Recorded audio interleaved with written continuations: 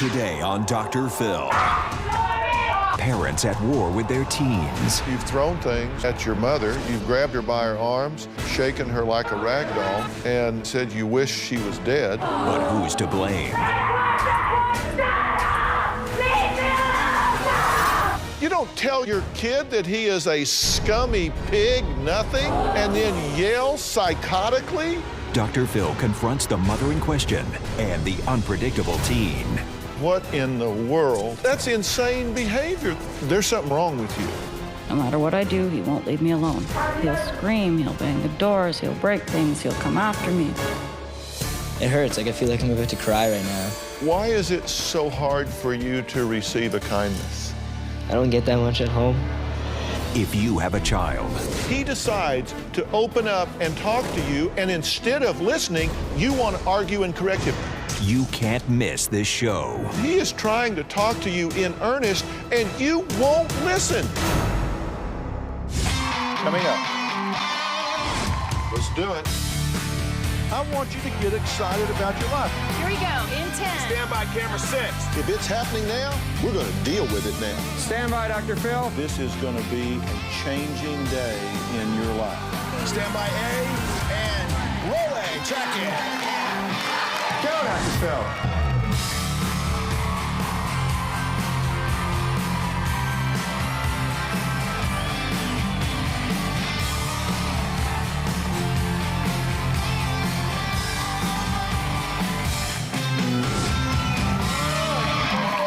Thank you very much. Okay, now listen to me very, very carefully. If you have a child, you need to stop what you're doing and sit down and watch this show today. I don't care if it is an infant, a preteen, or a teen. You need to watch what we're talking about today, because we're talking about being at war with your teenagers. All right, now, we're dealing with a mom, Sandy, a stepdad, Jim, and 17-year-old Michael. This situation, in my opinion, is in meltdown. It is out of control. The cops have been called 7 times. Take a look. Get away from me! Get away from me! You're going insane! Michael gets physically abusive with me almost every time we have a serious argument.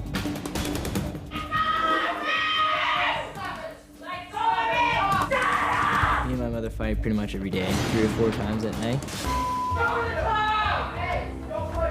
The first time when he was physical, Michael held my arms. He was yelling and swearing and throwing me around like a rag doll. When my mother and I fight, physical or verbal, my mom always involves the police. She will be the one that calls.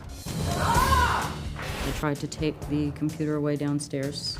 I have had the cords wrapped around my arms from the computer. Another incident, I was on the stairs, coming upstairs, and he picked up a baby gate and threw it. He missed me and put a hole through the wall. One day, my son Michael, I was running away from him in fear. I went upstairs and I closed myself in the bathroom.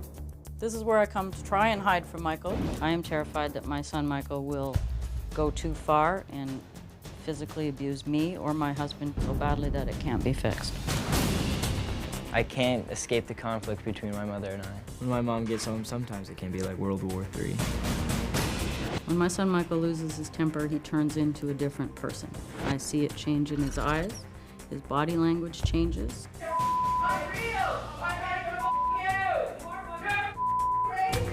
My mom is crazy, bullheaded, controlling, over-the-top person. Get away! The worst thing that I've said to my mom, I called her fat, stupid, just in retaliation. You guys are so pathetic. I have no respect for my stepfather. It's 11 years old. Myself. 11 years old. Myself. I'm very concerned about what the situation has been impacting on Sandra. Mentally, Michael's made me not a happy person. Maybe that's what your dad does. Like, man, my son's a more slut. What am I doing with my life? Okay, Michael, you've hit a new low now. You've hit a new low. I cry all the time. I don't feel like I have anger issues or anything like that. I truly feel that it's all on my mom. I am afraid of my son, Michael. The more you hurt somebody, the happier you are. Okay, now you've just kind of watched a cross-section of your home life, right? Yeah. And your conduct. I'm going to talk about y'all's in a minute, but starting with you, what do you think about that? Tell you the truth, that was really weird watching that on TV. It's weird seeing myself like that. Kind of scary. What do you think about you standing in the kitchen yelling at a parent to go themselves? It's kind of pathetic. You're how old? 17. What do you plan to do with your life? I mean, because you'll, in another year, you'll be 18 and you'll leave this situation and you'll either go to college or get a job or whatever. What is it you plan to do? Go to school, do something with myself, have a nice life. Yeah. Is there any career path, educational path, career path, that you think that kind of behavior would fit into? No. I mean, where do you think that might endear you to somebody? You think an employer is going to say, that's the kind of guy I'm looking for right there? I want somebody to tell me to go do what I don't think you can anatomically do, but obviously creative, you really think that's going to happen? No. Do you think that a girl that you might meet in your life, somebody that you might come to know and care for, would observe that and say, oh man, sign me up for that. That's what I want going on in my kitchen? No. So what's your thinking then? Because you're old enough to know better, aren't you? Yeah. Why do you do it? I guess like the heat of the moment. Yeah. Guess we're just all like really angry. We're just fighting and you don't really know what's going on. You kind of just say things to get back at them and hurt them because I feel like they've been hurting me, you know? But you're physically abusive, right? No, I wouldn't say so. Just like one time when What do you say about that? Physically abusive. Very abusive. What do you say about that? Has on occasion, yes. Yeah. You'll stand, you've thrown things at your mother. You've grabbed her by her arms, shaken her like a rag doll, and said you wish she was dead. Did you say that to your mother? I have. In anger, I understand. She said things like that too. Like everything that you just like repeated, like she said that too. Like I've came home from school some days and there's nothing positive that is like came out like towards me. It's just like you're a failure, you're like a loser, you're going nowhere in life. So like. But you're not. You what? But he isn't. He hasn't given me anything. He asked me before, what have you done? Why don't you ever say I've done anything? Yeah, I understand. And but I mean, this is a huge anger issue, right? Because I mean, you've broken 3 doors upstairs, you've kicked holes in the bathroom wall, you're ripping the phones out of the wall, you've kicked the computer desk and the door broke off. You broke the light in the basement. You've scratched up the SUV on purpose.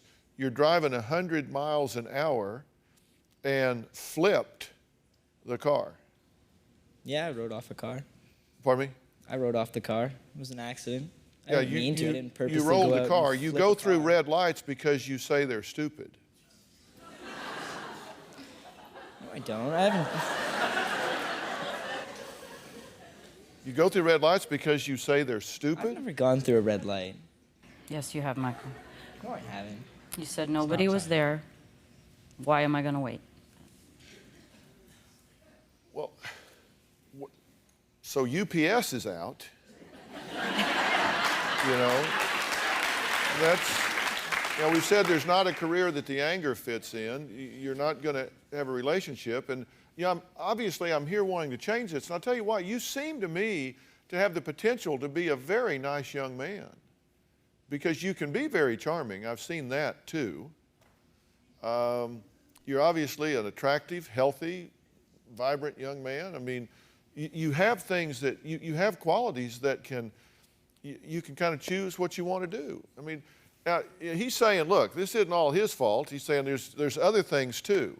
But I'm not sure he's really being real with himself. He said it's really weird to watch yourself on camera. It really is, isn't it?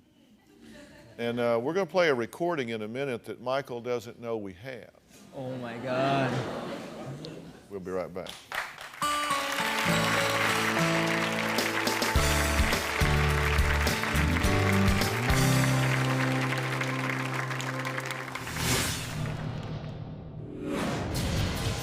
I am not allowed to use the car or drive because last February I got in a car accident. My SUV, he rode off, took it without my knowledge, and flipped it twice in the ditch. I don't think it's fair because everyone deserves a second chance, and it's just one more thing that they can control. If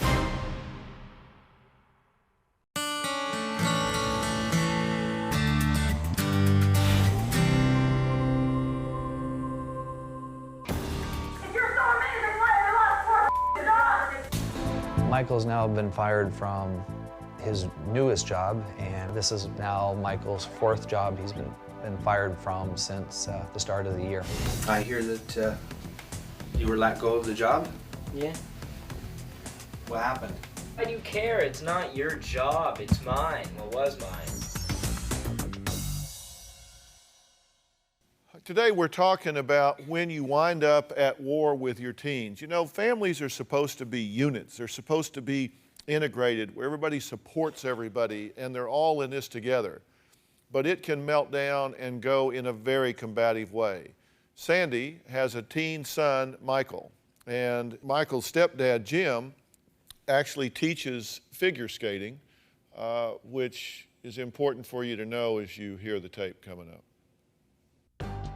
During the summer, Michael would call and he would fight on the phone. So I saved all the messages. Once again, you're an idiot. Put down your pipe and smoke it. Just because you badasses, pieces of worthless, I hope you guys die. And if you're dead or alive, I really don't give a. I want nothing to do with you, really.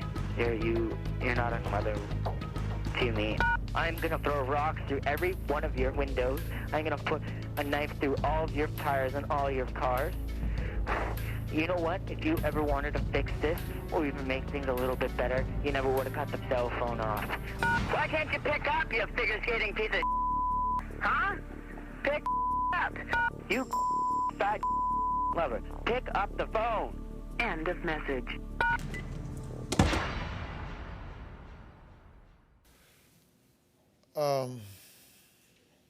What do you say about that? I wish I saved all the phone calls that I got from her. Well, we're going to talk about that in a minute, but let's talk about these that we have here. That's I've got stuff that is going to put a full light on all of this in a minute, but I'm wondering how you feel about that. It's embarrassing. Because that wasn't one time, that was across time, right? That was several different phone calls. Yeah. So it wasn't just like you had a bad day. That's kind of reflective of the way you engage. What are you so upset about? It's a good question. I'm not sure. Just, I guess the whole lot of things. Where we are now, like here, like it shouldn't have, like, I love my mom. We shouldn't have got to this point to be here. Like, this should have been fixed since, like, day one. Like, this is just straight up embarrassing. This is, like, a failure as a family, the way, like, we've been. Like, I just think, like, how we've all dealt with this, and, like, it's embarrassing on my part, and it's embarrassing on their part. And I just feel like this shouldn't have happened, and I'm angry about it. And, like, more you, like, show me this, it's just, like, it hurts. Like, I feel like I'm about to cry right now. Like, especially, like, I have, like, an audience watching this, too. Like, I'm not the type of guy that just, like, goes out and, like, wants everyone to know about their problems and everything. And, like, this is hard to see. Like, it's hard to hear that the way that I was like that. I don't know. It's just weird watching it. It's And hard. you know, this audience are all parents, and they all have kids. I've got a 21-year-old. I got a 28-year-old. I've raised 2 boys along with my wife, Robin. And I think that the only time is now. This should have been fixed a long time ago. You have no disagreement from me about that. But what I know is school's not working. I mean, you're skipping school, right? I do sometimes. Well, you've been suspended, you've been kicked out, you cut school, I mean, you're not really into that. You're not really into this. You're just kind of going through life just like hugely pissed off. And here's what I know. When I see somebody that presents an angry front, I don't even look at the anger. I just push it out of the way and see what's behind it. And what's behind it is always hurt, fear, and frustration. And I don't think you like this any more than they do. I think if we unscrewed the top of your head and looked down in there, it would probably scare us to death, because it's got to be full of pain and confusion. And saying, what's going on here? This isn't how you want to live, is it? No, not at all. And Dr. Phill, you're exactly right. This is exactly how we feel. But we can't ever open a dialogue with Michael, because there's the dynamics between him and his friends, the dynamics between his teachers and employers, and the dynamics between us. And there, so we have been proactively working on this for a couple of years now, trying to get help and counsel. You've been proactively working on this, and you say that there's just not a dialogue between Michael and ourselves. Because we want to talk about and find out, because there is something that's bothering him inside, but we don't seem to be able to get it out. Well, I've got a real theory about what that is and why this dialogue is breaking down. And I'm going to talk about that when we come back.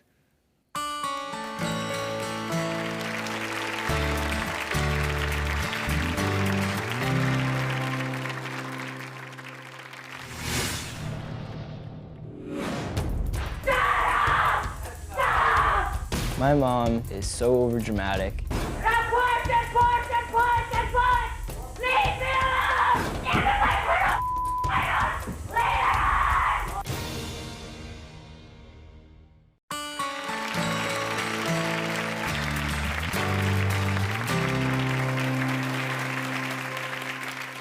We're talking today about when a family situation can melt down into outright battles, and particularly with your teens. Sandy and her husband Jim, who is the stepfather to 17-year-old Michael, are all here today. They say they have fights that just go on. It's kind of a constant level of tension inside the house, and Mom says that she is pushed to the breaking point. Now, here's the thing. We were just saying, Jim was just saying, gee, we just don't seem to really have any dialogue. And we just don't know why Michael is the way he is. We've been trying to figure it out. See if this is a clue. What the f is wrong with you? I do feel under attack from my mother. You are mentally ill! Oh, I just Shut the f up! Stop! Stop! Stop! Stop!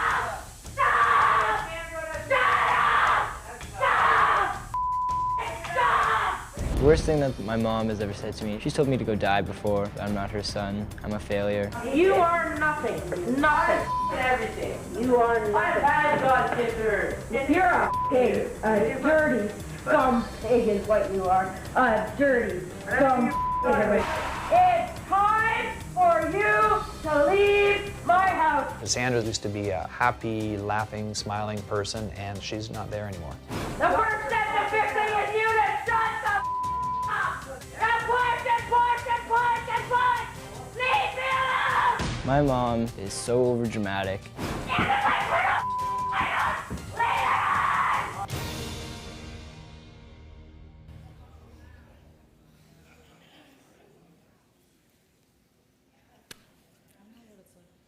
What's going on here? What in the world is going on? He just won't stop. When I ask to be left alone, he won't leave me alone. He'll follow me around the house. He'll scream, he'll bang the doors, he'll break things, he'll come after me. No matter what I do, he won't leave me alone. Okay, I understand that kids can be frustrating. You just watched yourself on tape. What do you see? I see when I'm feeling like that, that it isn't even me. I feel like I'm standing outside screaming, and it's not even me. But you understand this is not about him. No. And you understand you're the adult. Yes. And you look at me and say, well, we've been proactively working on this, but we just didn't seem to get up a dialogue. There's no dialogue here. None. That's insane behavior. There's no sensibility to that. It didn't just happen out of nowhere. It didn't just. Are you justifying it? Did you come here to figure this out, or do you want to justify that? Because we can spend the time we have justifying that. I'm 100% wrong in the way I act. I know that. You said it just didn't come out of nowhere, though. It's because he won't stop. He won't leave me alone. He is your son. He is a blank slate upon which you write every day from the day he is born. Your behavior is absolutely unacceptable, but wholly understandable. No, do you hear what I'm saying? It is unacceptable, but in this environment, and you can get into which came first, the chicken or the egg. Are you kidding me? You're the parents. You're the mother. There is no theory under which that's okay. There's no theory under which that is a parenting strategy. No, it's not. You don't tell your kid that he is a scummy pig, nothing, and then yell psychotically. That's total. At that point, you've just said, no control. I don't care. I'm just going off, right? Yeah. What do you expect him to do when that happens? Even if you think he provoked it. To just walk away. Why can't we just walk away and then But talk what about it do later? you expect him to think and feel when you grow up with that?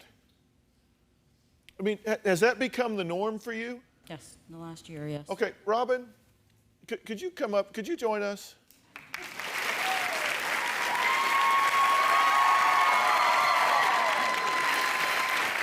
See, Robin, this is Jim and Michael.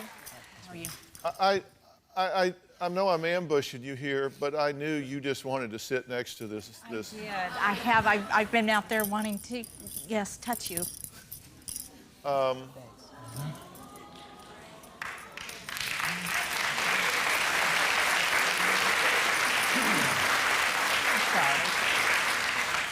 Tell me what you're thinking right now. I don't know. Oh, seriously, what are you thinking and feeling right now? Pretty horrible.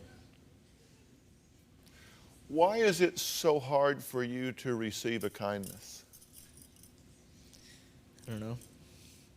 I don't know. It's different. I don't get that much at home. It's not always been like this at all, not by any means. Sandy's every waking moment is about Michael. You don't make it seem like that. Michael, you've had hugs and kisses Like even just your like entire driving life. around here, like you're flipping out about directions and stuff and screaming and yelling, like it's annoying. Okay. It's a headache and a half.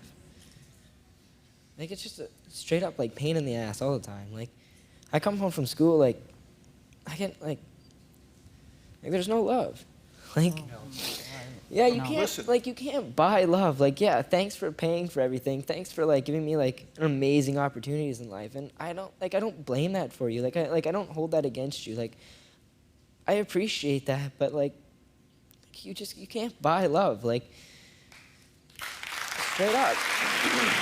Like buying me like a nice Lacoste shirt isn't gonna make me want to trust you. Isn't gonna make me want to tell you about things.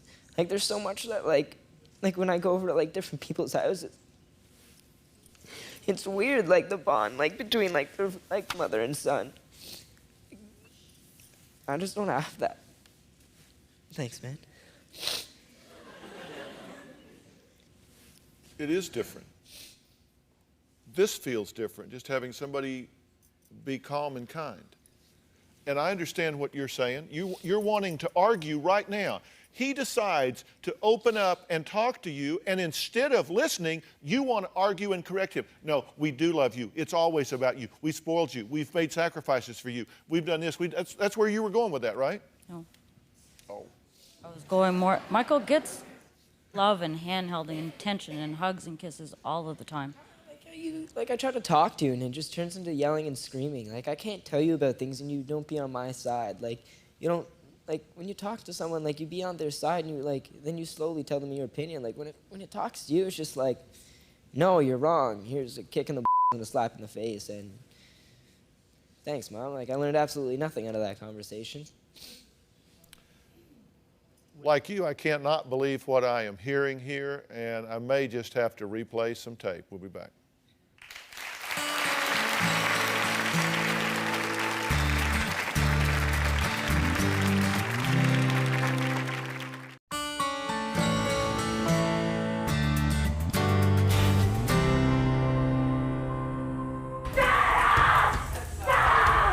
My mom is so overdramatic.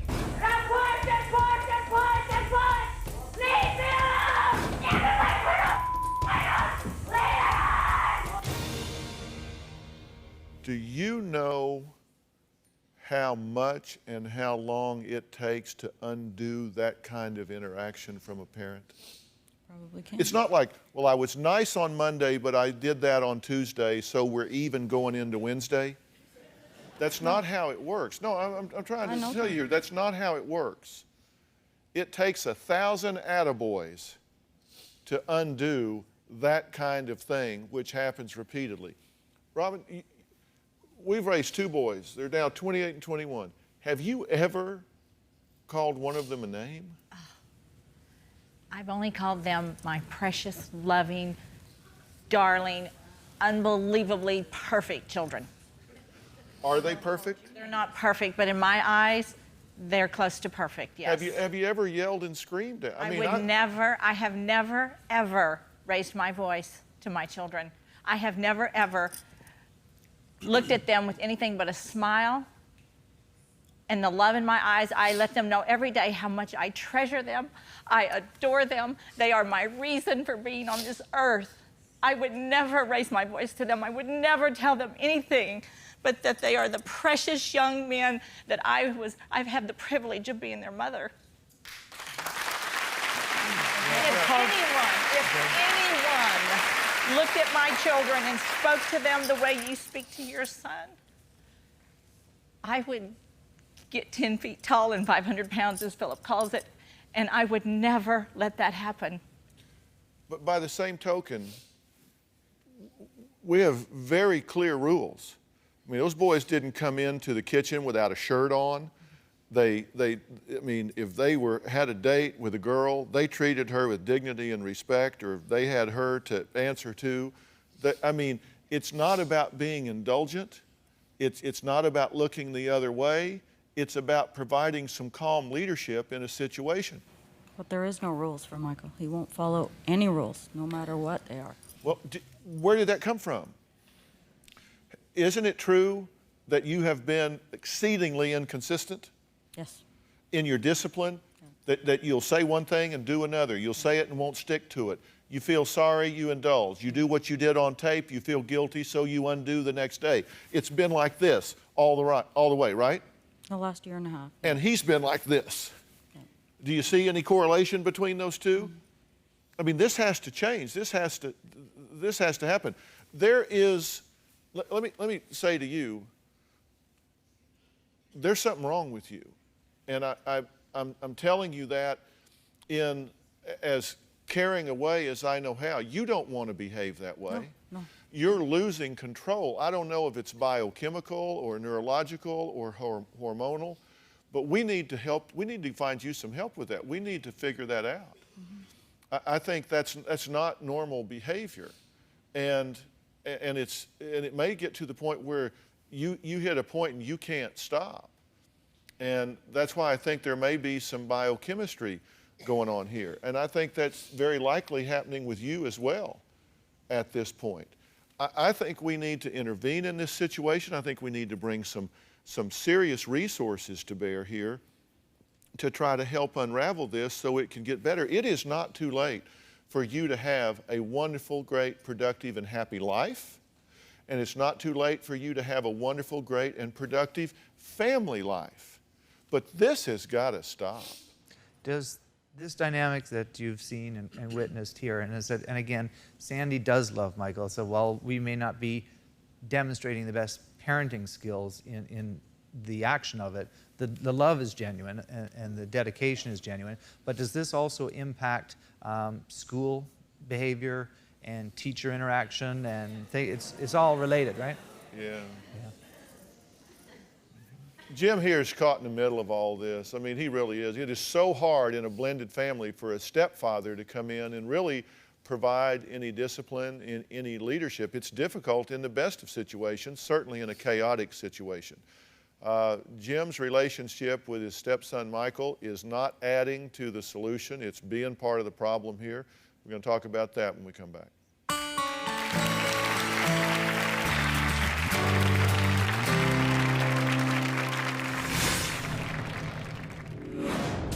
I have no respect for my stepfather. No, you pushed me out, Michael. You pushed me out. No, I didn't. He's hit me, thrown me through closet doors, whipped me to the ground. After Michael threw me to the ground and was wailing away on me, I had to hit Michael.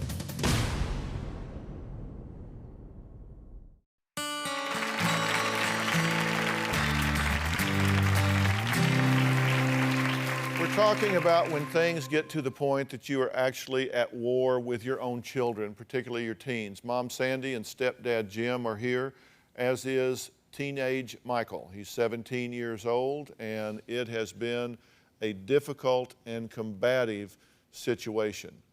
Now, Michael, you were saying something very important at the break to your mother. What were you saying?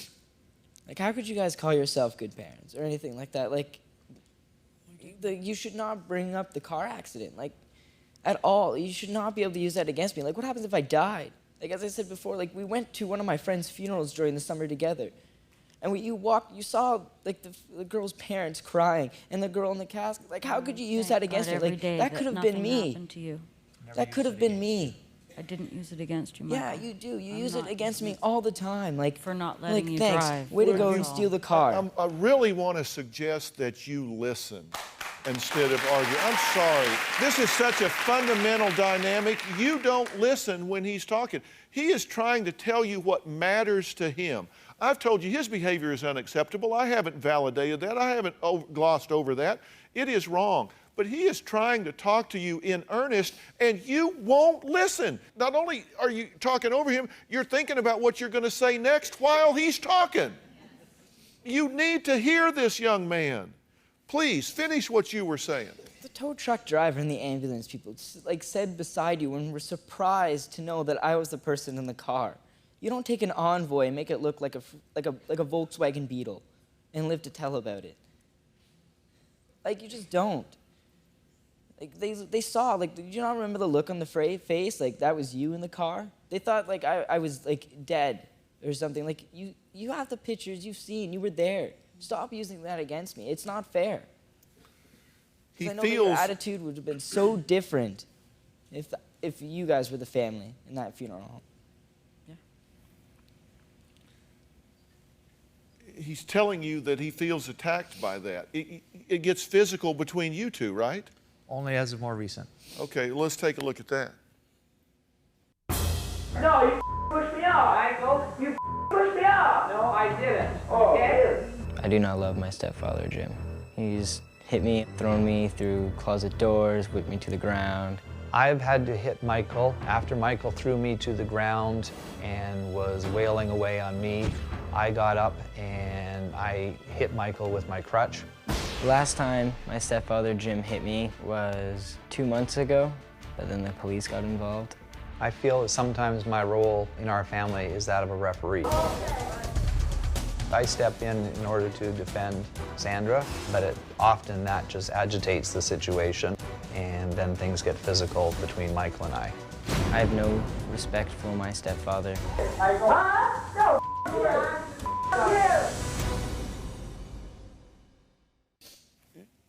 You had a question about that, right? You don't think that's okay, do you? Oh, absolutely not. No, absolutely not. And as I said, this physicalness between Michael and I has only been this past year. And I said, it was never like that. I said, we had a great relationship up until more recently.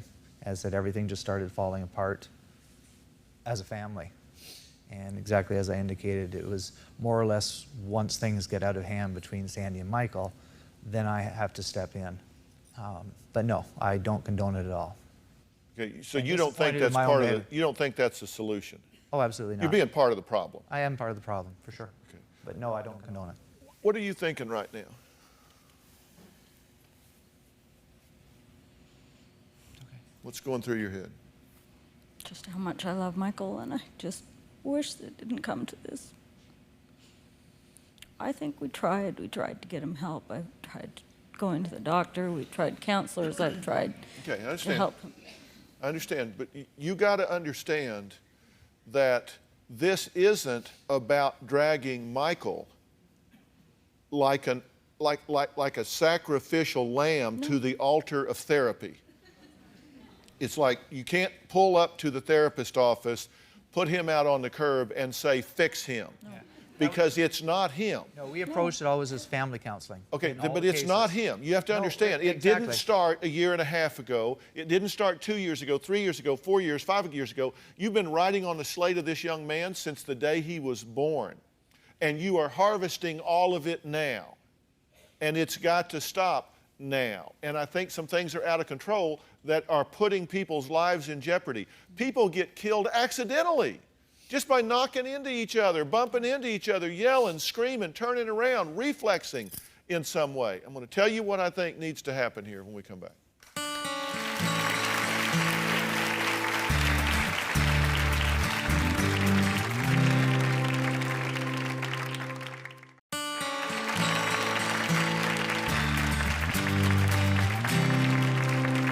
I'm back talking about being at war with your teens. Sandy and Jim are here, biological mother and stepfather of Michael, who's 17.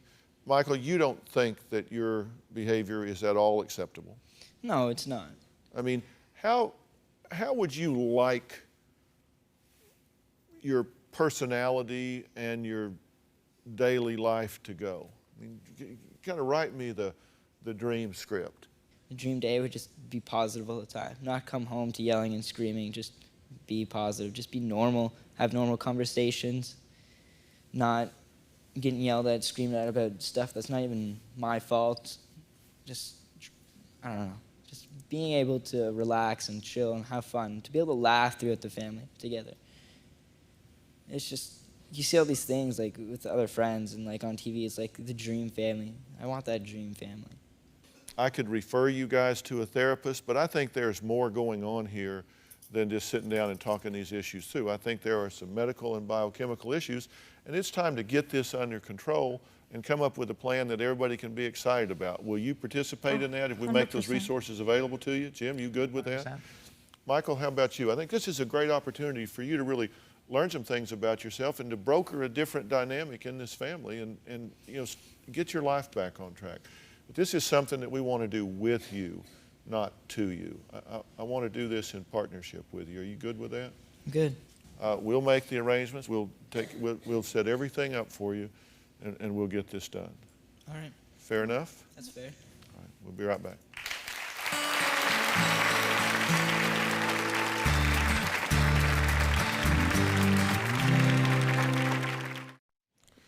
Okay, so we have a plan with you guys, right? And you know, it starts out, I think 50% of the solution to any problem lies in defining it, getting a to-do list, and so that's where we're going to start, and then we'll work from there. And be optimistic, because I'm optimistic about this, okay? I mean, there is an upside to these things.